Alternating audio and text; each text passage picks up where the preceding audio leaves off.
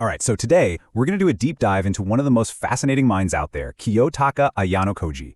But we're not just looking at what he does. No. We're going to break down the actual architecture of his intelligence to figure out what makes him so unbelievably dominant. And to really get a grip on that, we have to start with this really core question. Like, what is pure intelligence when you strip away everything else? I'm talking no special powers, no rich parents, no inside knowledge, just raw cognitive horsepower. This question, it's the key to unlocking everything about him.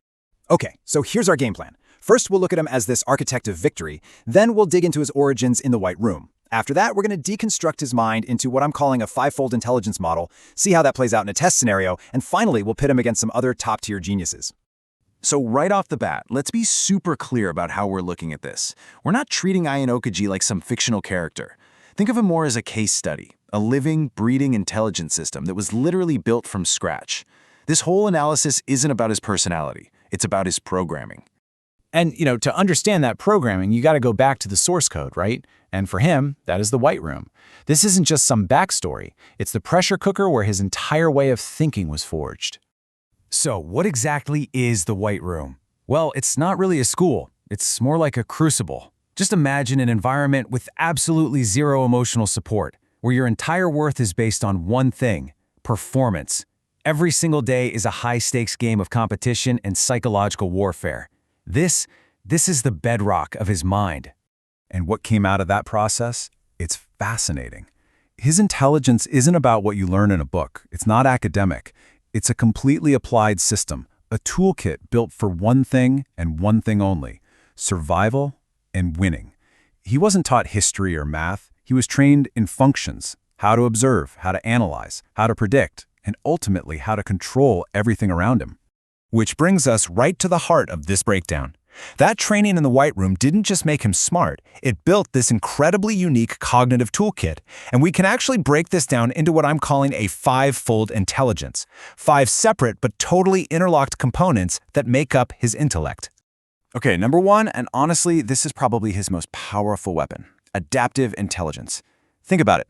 This is the ability to be dropped into any situation, totally blind, with zero info, and start building a perfect mental map of how it all works and who's who. He doesn't just survive in uncertainty, he actually thrives in it. Next up, number 2, is his psychological intelligence. Now, what's so wild about this is the distinction here. See, it's one thing to be able to read someone's emotions. It's a whole other level to know the exact, subtle button to push to get a specific, predictable reaction. He doesn't just understand people, he can pull their strings like a puppet master. Third, you've got his strategic intelligence. This is his long game. Ayanokoji almost never takes the direct route. Instead, he uses these indirect methods, setting up layers of contingency plans and backups. So even when a plan looks like it's failing, a lot of the time, that's just triggering another one of his strategies that gets him exactly where he wants to be. All right, this next one, this is the real game changer: emotional nullification.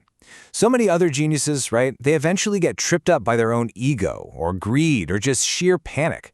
Ayanokoji, he has none of that. His decision-making is just a cold, hard, logical calculation. It's free from all the noise of emotion, which means his choices are always optimal. And wrapping it all up, the 5th layer is what I call concealment intelligence. This is a meta skill, really. He gets that the biggest danger is being seen as a danger. So his default setting is to look totally average, completely harmless. This makes sure that nobody ever sees him coming or figures out what he's truly capable of. Okay, so that's the theory. That's the 5-part model of his brain. But how does it actually work in practice? Well, let's apply it to a classic thought experiment: the closed room test. Imagine a high-stakes scenario where a group of people are stuck together. Everyone's starting on a level playing field. How would Ayanokoji take over? And this just lays out his process perfectly. First, he just shuts up. He becomes an information sponge, absorbing every little detail while contributing almost nothing. Second, he profiles everyone, sorting them into categories: who's emotional, who's logical, who can be easily manipulated. Third, he uses that concealment intelligence to make himself look like a total non-threat, completely invisible. Fourth, and this is the genius part, he doesn't make a move himself. He subtly pushes and prods the people he's already profiled, making them do the work for him. By the time we get to step 5, the outcome he wanted is a reality, and there's not a single fingerprint leading back to him. So, we've seen how his brain works in a vacuum. But how does it really stack up against other so-called geniuses? I mean, to really get why his model is so superior in a pure battle of wits, we have to put him head-to-head with some other famous masterminds. Let's start with Kiyoung.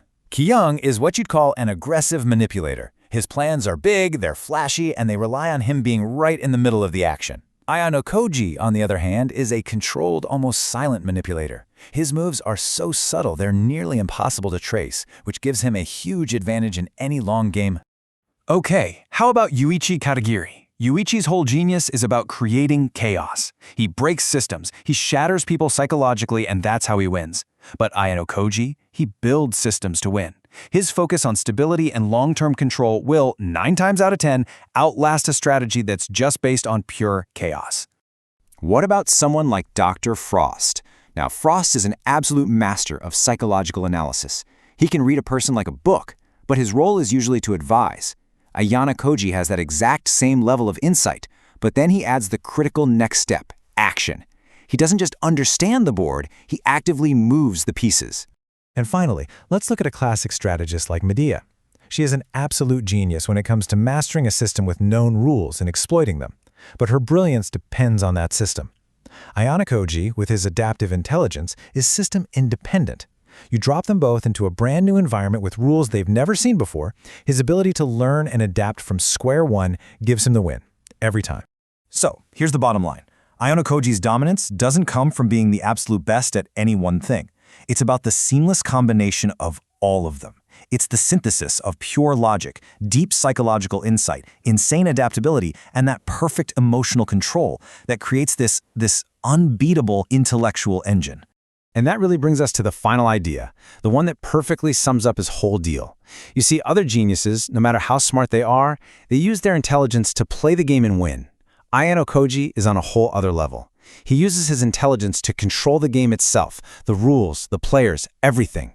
And that, right there, is what makes him the ultimate architect of victory.